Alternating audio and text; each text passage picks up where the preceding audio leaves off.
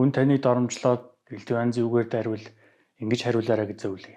5-7 секунд чимээгүй намгүн юу ч болоогүй юм шиг. Ингэх үед юу болдог вэ гэхээр нөгөө хүний тань руу шийдсэн үг замдаа ундаг.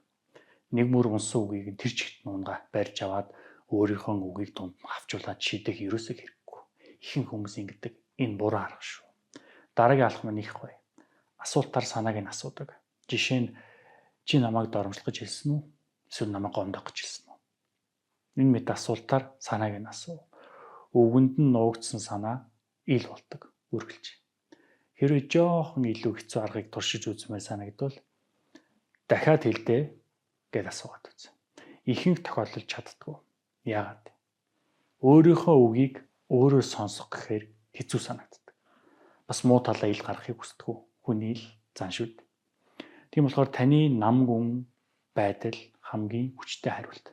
Ямар ч үг хэлэхээс илүү нөлөөтэй. Яагаад гэхээр үгийг нь үүрэх үүргийг өөрт нь өгдөг.